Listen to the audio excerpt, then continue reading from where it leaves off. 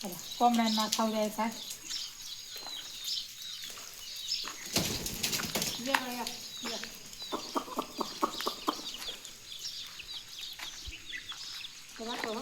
हम्म. हम्म.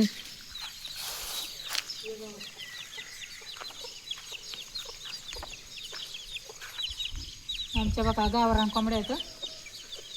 काही ह्याच्यात बसतात जाळीत त्यांच्या खुरावड्यात, आणि काही ना तिथं गोट्यात बसतात वर. ते ना पाठीपासूनच फिरत असतात बघा चारण्यासाठी. ते मात्र इथं असतात. आता सगळ्यांना खायला द्यायचे. तिथे ना मकाचा भरडा आणि थोडंसं गव्हाचं पीठ आहे ते त्यांना देते. आता मी काय आता ते काढत बसत नाही. त्यांना अगोदर असं खायला दिलं ना किती आवडीने खातात बघ. हम्म.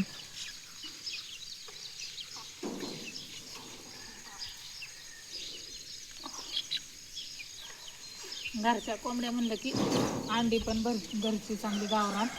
या चला या पापा पापा चला. तिथं ठेवते त्यांना खात्याला. इथं पाऊस आहे. पाऊस 9:30 वाजले. सकाळपासून एवढा पाऊस आहे, बाहेरच निघून दिलं नाही. आत्ताशी आमचे हे गेले खायला काढाय गायांचं. आता मी पण जाणार आहे. आता पाऊस उघडलाय तोपर्यंत. या या चला खा ग खा खा खा. चला या या.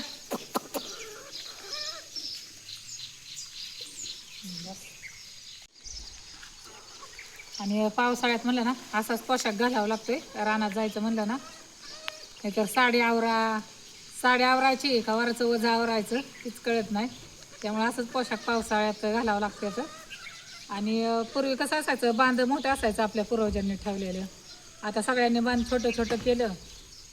त्यामुळं असंच पोशाख घालून जावं लागतंय. नाहीतर मग आपटीच खाल्ली म्हणून समजायची. चला पावसाळ्यात तर काय डबल आंघोळ होतच राहते. असली कामं करायची म्हणले ना शेतात. फक्त गायांचं कसं पावसाळ्यातच जरा प्रॉब्लेम येतो खाय आणण्याचा शेतातून, नाहीतर बाकी काय नाही. तर चला आता आमची रवानगी शेतात घास कापायला. आणि पावसातले बूट बघा, एकदम नॅचरली निसर्ग बघा आपल्याला किती काय काय देतोय. पावसाळ्यात चप्पल बूट घालायची काही गरज नाही. कारण आहे ना, हे बघा बूट किती छान आहेत. चला पावसाने एकदम सगळीकडं थंड थंड केलेलं आहे.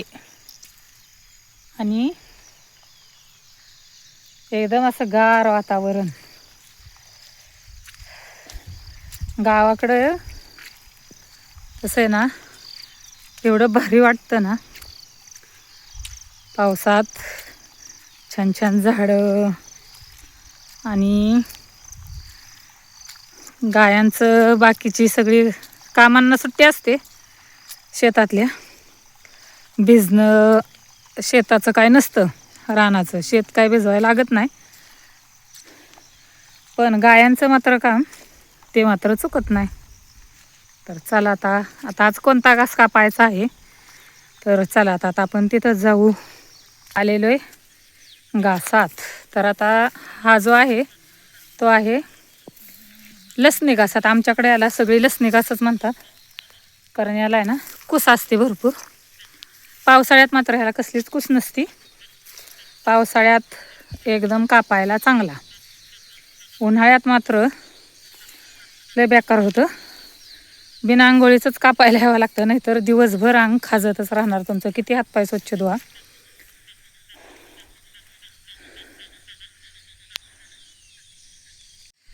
पावसाळ्यात बघा एवढं मात्र मोठं स्ट्रगल असतं. अशी वजी व्हावी लागतात. फक्त पावसाळ्यातच प्रॉब्लेम येतो. बाकी रविवारी मात्र काय नाही, चांगलं सुटसुटीत वातावरण असतं, ऊन असतं, बांध चांगले कोरडे असतात. आणि कापायला किंवा न्यायला पण आहे ना हा घास जड लागत नाही किंवा कुठलाच घास. आता पावसामुळं जडसुद्धा खूप लागतं वजं. आता हा घास कापून झालेला आहे. आता आम्हाला जो हत्ती घास दिसतोय त्याच्या पलीकडे जायचं आहे गवती घास कापण्यासाठी.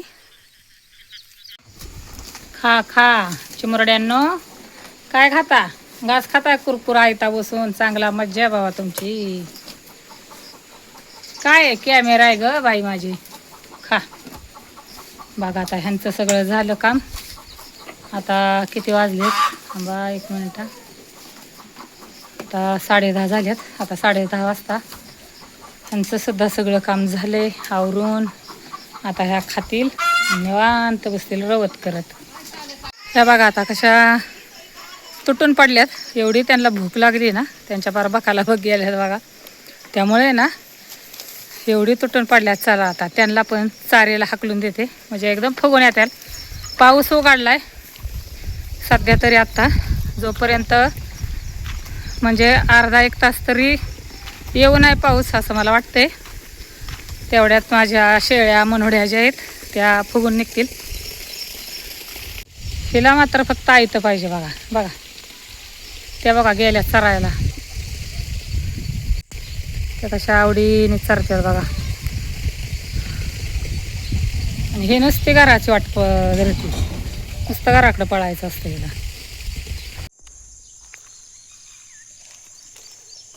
या तिकडे नका जाऊ. या या या चला. या या या या चला चला. तिकडे काय या, तिकडे नका जाऊ. या चल म्हणे, चल चल.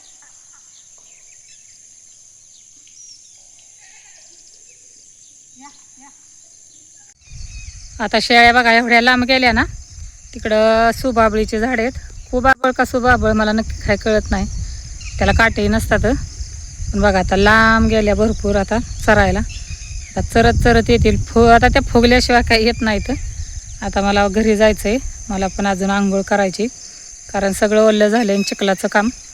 त्यामुळे ना आंघोळ करावी लागते. सगळं शेतातलं जोपर्यंत काम होत नाही, म्हणजे गायांचं चारा आणणं हे पावसात तसंच करावं लागतं. नाहीतर इतके कपडे धुईला पडतात आणि एवढे कपडे परत कुठं वाळवायचं.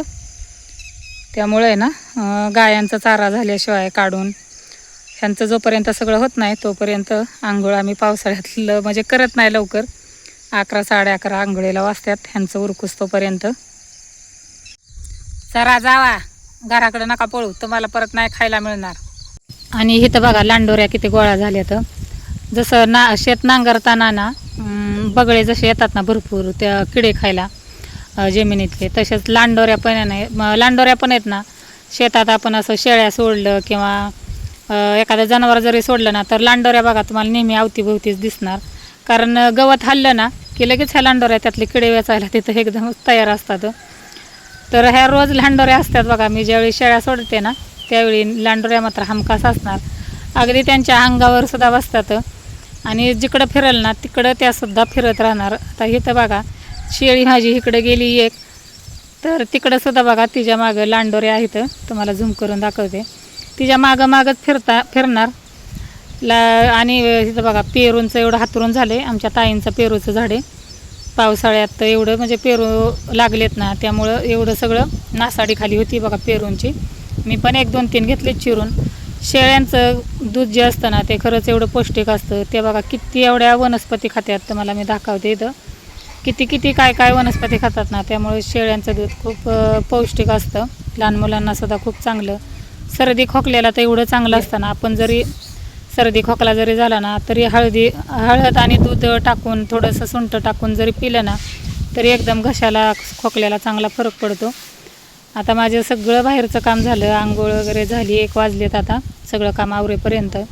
इथं किचनचं माझं राहिलं होतं, गॅस कट्टा साफ करायचं, ते सुद्धा मी साफ करून घेतलं सगळं.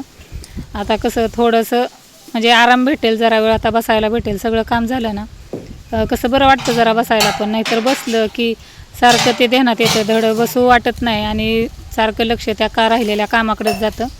म्हणून सगळं म्हणलं काम एकदा करून घेतलं म्हणजे बसायला पण आपल्याला जरा बरं वाटतं आणि मनात एक समाधान मिळतं. चला आता सगळं काम झाले. 1 तास 1.5 तास जरी बसलं ना तरी एकदम असं शांत शांत वाटतं. आता घरात कोणीच नाही. श्रेया श्रेयाचा पेपर असल्यामुळं श्रेया पण आणि तिचे पप्पा पण गेलेत पेपर द्यायला तिच्याबरोबर. आणि कृतिकाला पण आज सुट्टी मिळाली रेड अलर्ट म्हणून शाळेला कॉलेजला, त्यामुळं ती पण श्रेया दीदीबरोबरच गेलेली. त्यामुळं मी आज घरात एकटीच आहे. आता हे श्रेयाने सकाळी लिंबूचा रस हे करताना लिंबू सगळं गॅस कट्ट्यावर पाडलं होतं, पण ते काय किती घासलं तरी लगेच निघणार नाही. आता ते 2-4 वेळा धुतल्याशिवाय चांगलं निघणारच नाही घासून घासून. आता मी इथं काकडी म्हणलं आता काकडी खावी. काकडी आणि पेरूज आणला होता, तो मी काढून घेतला, चिरून घेतला चांगला बघा, आणि त्याच्यावर तिखट आणि मीठ असं मस्त आता मी आता खाणार आहे इथं मस्त बसून. पाऊस तर बाहेर परत आता बघा सुरू झाला. 2 तास पावसाने चांगली उघडीप दिली, त्यामुळं गायांचं खायला चारा सगळं काढून झालं. शेळ्या पण फुगून बसल्या. आमची फिशी मात्र बाहेर राहिली होती पावसात, तिला सुद्धा मी आतमध्ये आणलं, ओरडत होती ती, लहान आहे त्यामुळं. आता म्हणलं चला थोडंसं आता इथं पोटात काहीतरी टाकूया, कारण सकाळी जेवलेलं आता पूर्ण जिरत पण आलं. कारण हेवी काम करायचं म्हणलं ना शेतातलं वजे आणणं किंवा कापणं तर भूक लागते. त्यामुळे म्हणलं थोडंसं इथं आता नाश्तागत काहीतरी खाऊया आणि आराम करूया. आमची फिशी मात्र कंटिन्यू माझ्यासोबतच असते. तिला सतत वाटतं मी घरातच थांबावं आणि म्हणजे मी हिच्या मागं पळावं, हिच्या खांद्यावर खेळावं. मला एवढी त्रास देते ना ती की काय तुम्हाला सांगू. आता म्हणलं कोण आलं बरं बाहेर खायला बसले की असं कोणतरी आलं टपाकलं, त्यावेळी मात्र मला खूप राग येतो. पण काय नाही, लाईट बिल द्यायला आले होते, लाईट बिल घेतलं आणि परत म्हणलं चला आता इथं मस्तपैकी एन्जॉय करूया. तोपर्यंत आमची फिसुडी बघा किती त्रास देते मला. तिचं रोजचं नखरं येत नाही, हे असं मीच उचलते, घरात कोणीच नाही उचलत. मग अशी एवढं तिचा लाड केला ना ती जास्त अशी त्रास देते आणि एवढी अंगावर उड्या मारते ना, आणि चावायचा प्रयत्न पण करते, कारण तिचे दात बहुतेक सुळसुळ करत असतील. त्यामुळं चला माझा आजचा तुम्हाला हा व्हिडिओ जो आहे शेतातला तो तुम्हाला कसा वाटला, आवडला असेल तर एक लाईक, शेअर आणि सबस्क्राईब करायला विसरू नका.